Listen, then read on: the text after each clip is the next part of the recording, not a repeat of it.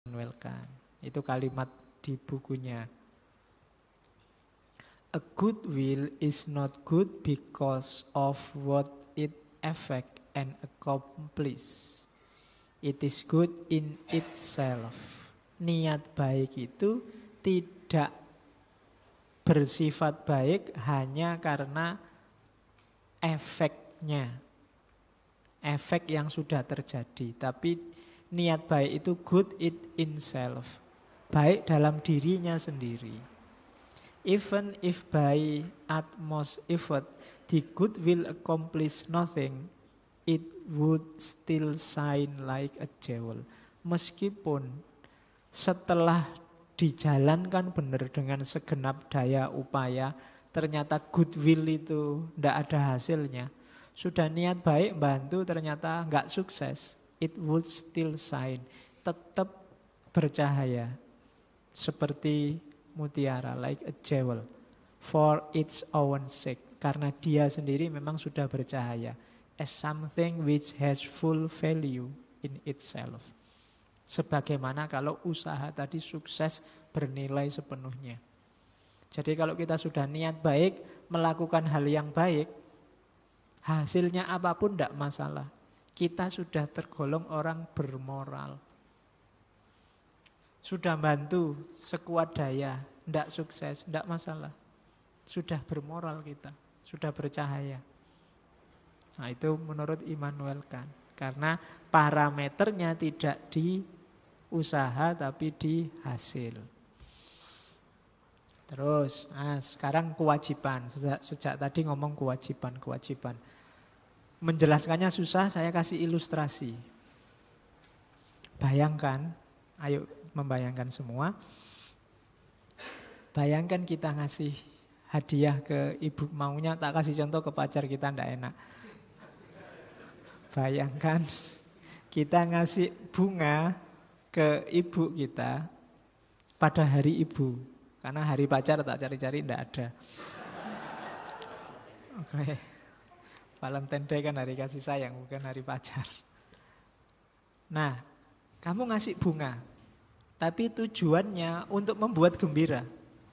Untuk, wah biar ibuku surprise ya, biar ibuku tiba-tiba seneng. Meskipun kamu tahu bahwa sebenarnya kamu wajib untuk berbakti pada ibumu. Nah, kita ngasih bunga untuk bikin surprise, untuk bikin ibu gembira, itu kalau versinya Immanuel kan termasuk perilaku moral enggak? Enggak. Kenapa? Ada tujuannya. Kalau ada tujuannya berarti yang diincar tujuannya. Kalau ibumu ndak surprise, ndak gembira, mungkin kamu kecewa. Dikasih bunga, Bu, selamat hari ibu, bunga. Alah, duit diceh-ceh tinggo tuku.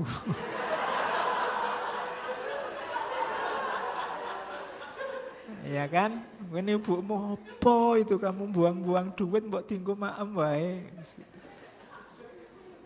Dan kamu kecewa luar biasa, itu sudah dibeli-beliin bunga gimana? Tidak termasuk, kalau yang 3 kategori di awal tadi tidak termasuk praiseworthy, tidak termasuk perbuatan moral. Kenapa? Ya karena tindakan moral itu harus done out of respect for the moral law. Jadi kenapa kamu kasih ibumu bunga? Karena memang itu yang harus aku lakukan. Itu bentuk baktiku padanya. Bukan urusan dia menggembirakan atau enggak. Itu urusan lain, itu urusan tujuan. Khusus hari ibu saya kerja bakti di rumah, ibu gak usah ngapa-ngapain. Kenapa? Ya memang itu yang harus aku lakukan. Kewajibanku memang itu. Jadi dari kewajiban, itu gambarannya kewajiban itu. Jadi apa kalau gitu nggak usah gitu-gitu Pak, nggak usah ngirim bunga lah, nggak usah. Enggak, perbuatan itu bukan sesuatu yang tidak bermoral dalam arti jelek, tapi kayak tadi acceptable. Kalau bahasa filsafat moralnya dia non moral. Non moral itu enggak ada hubungannya sama moral. Atau pakai istilah lain kadang-kadang pakai istilah amoral. Ini mahasiswa filsafat awas keliru. Kalau ada mahasiswa sama mahasiswi nginep di kos-kosan berdua, itu bukan amoral, tapi immoral. Ada bedanya. Kalau amoral itu netral dari penilaian moral. Saya tadi baru minum teh. Itu ya iyalah ya minum, silakan minum aja, tidak ada hubungannya sama moral. Jadi perbuatan-perbuatan yang bernilai netral tadi, acceptable tadi. Nilainya netral itu amoral. Tidak ada hubungannya dengan moral. Bukan moral. Kalau immoral itu baru berlawanan dengan nilai moral. Jadi kalau kamu bawa pacarmu nginep berdua, terus ada yang bilang, kamu melakukan perbuatan amoral. Oh salah Bapak.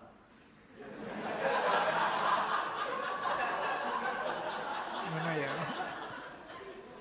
Enggak, saya berani taruhan saya tidak amoral. Nanti wis gegero sing suwi ngono baru. Jadi karena yang kamu lakukan itu immoral, bukan amoral. Nah, nanti Pak RT-nya alhamdulillah dapat wawasan baru. Oke. Ya. Jadi apa sih yang benar itu? Yang benar itu, bermoral itu yang pertama sesuai dengan kewajiban. Jadi kewajiban itu ya kayak gini loh, menjelaskannya gampang. Kenapa kamu ngaji? Ya karena ngaji itu baik. Selesai. Karena ngaji itu baik, saya harus ngaji, simple. Enggak, saya ingin jadi ahli filsafat Pak. Saya ingin macam-macam tujuannya. Kalau sudah macam-macam, ya itu baik, tapi amoral. Jadi masih ada motif yang di luar goodwill, di luar niat baik untuk melakukan perbuatan, tapi yang di luar itu. Kalau bahasa agama saya bilang tadi ikhlas itu. Kenapa kamu belajar? Ya memang saya harus belajar. Bukan karena biar saya pinter Pak, biar lulus cepet Pak, biar kumlot, enggak. Ya memang karena saya harus belajar. Oke, nah inilah nanti yang lebih memperjelas. Nyawa teorinya ada di sini. Pembedaan antara imperatif hipotetis dan imperatif kategoris. Imperatif itu perintah, kewajiban. Imperatif hipotesis itu apa? Melakukan sesuatu dengan tujuan untuk menghasilkan sesuatu yang lain. Kayak tadi, kamu harus rajin kuliah ya, biar lulus ujiannya. Nah, itu imperatif hipotetis. Yang kedua, ini yang disebut moral beneran oleh Immanuel Kant. Imperatif kategoris, kategorikal imperatif. Rumusnya pendek, apa yang harus aku lakukan, itu aja. Kalau yang di atas tadi kan rumusnya apa yang harus aku lakukan untuk mewujudkan sesuatu. Kalau imperatif kategoris itu cukup apa yang harus aku lakukan, itu aja. Aku tidak boleh bunuh orang, titik. Apapun alasannya, apapun tujuannya, tidak penting. Pokoknya aku tidak boleh bunuh orang. Itu imperatif kategoris. Jadi tidak ada syaratnya. Hipotetis itu kan masih bersyarat. Kalau terbukti benar ya benar, kalau enggak ya enggak. Kan itu hipotesis itu. Maka imperatif hipotetis itu perbuatan yang dilakukan bersyarat. Di awal atau di akhir, di tujuan atau di syarat awalnya. Kalau kamu baik padaku, aku baik padamu. Itu syarat di awal. Itu hipotetis juga. Nah, yang disebut benar-benar moral oleh Immanuel Kant itu imperatif kategoris. Jadi perintah yang sifatnya kategoris. Ya sudah, kategori kewajiban sudah. Aku harus bantu orang lain, titik. Tidak pakai jika aku sudah kaya, jika aku sudah jadi orang, jika enggak. Pokoknya aku harus bantu orang, titik. Nah itu namanya imperatif kategoris. Kayak saya bilang tadi, aku harus ngaji, sudah. Aku harus belajar. Tidak pakai syarat-syarat. Nggak pakai karena agama menyuruh itu. Kalau agama nggak nyuruh berarti kamu nggak belajar. Biar aku lulusnya cepat. Oh, kalau kamu lulusnya lama berarti sia-sia belajarmu. Jadi itu berarti imperatif hipotetis. Yang bermoral itu ya sinau gitu aja. Nggak usah dibahas macam-macam wis. Oke. Jadi imperatif hipotetis sama imperatif kategoris. Imperatif kategoris itu isinya biasanya hukum-hukum moral. Kemudian kalau kita ingin jadi orang bermoral, pasti akan menengok ke sana. Kenapa sih kok harus ada imperatif kategoris yang sifatnya merentah-merentah? Apa ndak bisa pakai syarat-syarat tadi, nggak bisa kita memakai tujuan, nggak bisa, ndak. Ini sudah ada dalam diri kita. Kok pakai kita diatur-atur, diperintah-perintah, katanya Immanuel. Kan yang pertama karena kita itu tidak sempurna. Jadi butuh aturan dalam diri kita. Dan Tuhan tahu itu, maka kita dikasih itu, dikasih pedoman. Makanya istilah tanyakan hatimu itu karena kamu sudah punya koleksi itu dalam dirimu. Kesempurnaan kita tergantung kemampuan kita menghidupkan nilai moral yang ada dalam diri kita. Yang kedua, jadi aturan-aturan itulah nanti yang memandu hidup kita. Jadi kalau dalam Islam, bahasa Islam, kita diturunkan Allah ke dunia, dikasih alat sama dikasih bahan. Materi bahan untuk hidup itu moralitas yang tertanam dalam diri kita. Dan alatnya akal. Jadi dengan akal kita temukan nilai moral dalam diri kita, kemudian kita hidupkan. Itulah orang yang bermoral. Imperatif kategoris. Oke, sekarang rumusnya. Imperatif kategoris ada rumusnya 2. Tadi kan kita disuruh mikir. Nah, mikir menemukan prinsip moral yang sifatnya kategoris itu caranya bagaimana? Menurut Immanuel kan ujilah pilihan moralmu dengan 2 hal ini. Nanti kamu ketemu bahwa itu kategoris atau tidak. Jadi setiap kali kamu milih tindakan, pilih 2 hal ini. Yang pertama apa? Pilihlah yang menurutmu bisa jadi prinsip yang universal. Siapapun orangnya juga akan kayak kamu milih itu. Jadi itu kalimatnya Immanuel kan, what is fair for one is fair for all. Apa yang adil bagi satu orang, adil bagi semua. Maka ketika kamu mau milih saya ini harus ini apa ya? Kira-kira kalau orang lain juga pakai ini enggak? Semua orang juga pakai ini enggak? Kalau semua orang pasti milih kayak pilihan saya, hasil renungan kita, itu berarti imperatif kategoris. Antara berbakti pada orang tua dengan cuek sama orang tua, kira-kira orang lebih milih mana ya? Itu kan kelihatan. Pasti orang lebih milih berbakti pada orang tua karena mungkin jasanya banyak untuk kita. Nah ini kategoris pasti berbakti ini. Sementara lawannya berarti bukan moral. Jadi setiap kali menghadapi pilihan moral, pilihlah tindakan yang bisa jadi universal.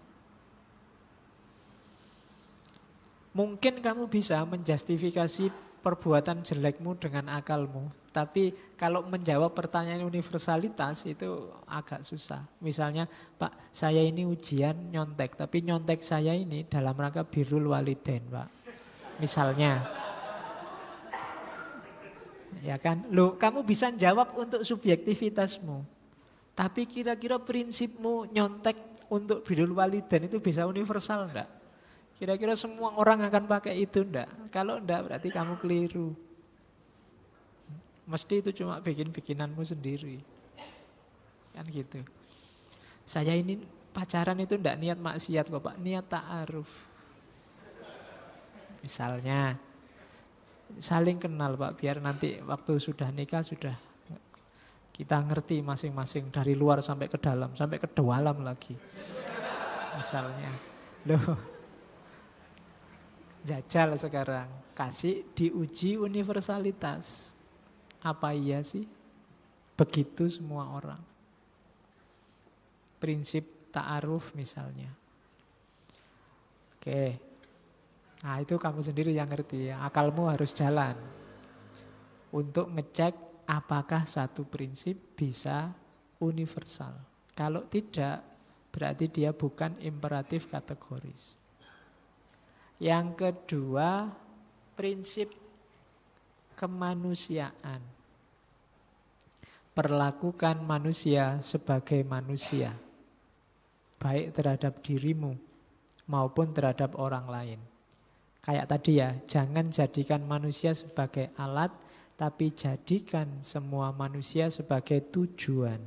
Always treat human being as an end in themselves, never simply as a means to an end. Jadi prinsip ini yang kamu pilih itu memanusiakan manusia enggak? Ujian kedua.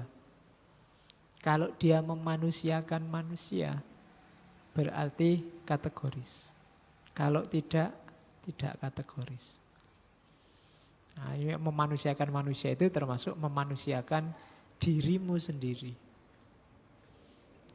Tak kasih contoh, ujian untuk dua prinsip ini. Misalnya, tentang jujur dan bohong tadi. Kenapa bohong itu salah? Kan kita sering ngomong, loh Pak, bohong itu kadang-kadang benar loh Pak. Misalnya saya itu dulu waktu di sekolah sering dikasih contoh guru, misalnya ada orang ngamuk-ngamuk, mau nyari temenmu, mau dibunuh, terus tanya, kamu ngerti temenmu enggak? Nah, kalau saat itu kan harus bohong. Kalau enggak bohong nyawanya melayang. Jadi bohong itu kadang-kadang boleh. Sekarang jejerlah dua prinsip itu. Bohong itu selalu baik, jujur itu pasti baik, ataukah jujur itu kadang-kadang jelek. Sebaliknya, bohong itu pasti jelek, atau bohong itu kadang-kadang juga ada baiknya. Kalau ingin yang sifatnya kategoris, tadi uji dengan dua hal. Jadi ujian pertama tadi ya, tes universalitas. Kalau kita membolehkan orang bohong, prinsip bohong itu boleh, kemudian diuniversalkan. Kalau semua orang terus bohong, maka benar tidak ada artinya. Kata-kata bohong dan benar kehilangan fungsinya. Kalau ternyata kebenaran dan kebohongan itu sama saja, alah Pak, bohong boleh, berarti terus jujur itu gunanya apa kalau bohong dan jujur dianggap dicampur, disamakan begitu saja. Kebohongan kehilangan perannya. Kalau kamu ngomong kayak hari ini itu loh, kamu kan susah luar biasa membedakan mana jujur, mana bohong, mana berita asli, mana berita hoax. Itu karena orang tidak menetapi prinsip kategoris bahwa bohong itu pasti jelek. Tapi orang memegangi prinsip bohong itu kadang-kadang baik. Jadi ketika prinsip ini diuniversalkan, lama-lama kata-kata bohong kehilangan relevansinya. Kata-kata kebenaran juga kehilangan relevansinya. Kalau bohong itu ada baiknya, ya berarti kebalikannya harusnya jujur juga ada jeleknya. Kemudian semua kata-kata campur. Baik buruk tidak bisa dibedakan lagi. Di level universalitas. Jadi prinsip kebohongan harusnya tidak bisa universal kalau pikiran kita jernih. Terus yang kedua, coba dicek kebohongan itu. Untuk kamu bisa bohong, ada syaratnya. Orang yang kamu bohongi harus bodoh, harus nggak ngerti. Iya kan? Kalau orang yang kamu bohongi ngerti kan nggak jadi bohong. Kamu langsung ketahuan. Jadi syaratnya untuk bohong adalah orang yang kamu bohongi nggak ngerti atau bodoh. Atau kamu bodoh nih, kayak bahasa Jawa nih, kamu bodohkan. Kamu posisikan dia sebagai orang bodoh. Bodohi orang lain, saya tidak tahu bahasa Jawa bodohi karo minteri itu posisinya di mana. Ngapusi wong iki ya minteri, ini ya membodohi, membodohkan orang cuma kamu yang minteri dia. Minteri orang lain itu pasti tidak lolos tes kemanusiaan. Kamu merendahkan dia. Kalau kamu sedang bikin berita palsu, berita hoax, itu sebenarnya kamu sedang melakukan dehumanisasi. Iya, kamu sedang tidak memanusiakan manusia. Kamu anggap orang Indonesia ini bodoh kabeh. Kamu pinteri dengan kebohonganmu. Jadi mungkin kamu ingin mempopulerkan bahwa bohong itu kadang-kadang baik, tapi pasti kebohongan itu tidak kategoris. Kenapa? Tidak lulus tes. Tes universalitas dan tes humanitas.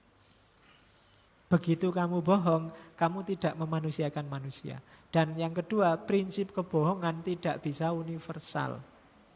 Kapanpun dan dimanapun berlaku. Karena kalau kapanpun dan dimanapun berlaku orang bohong, rusak.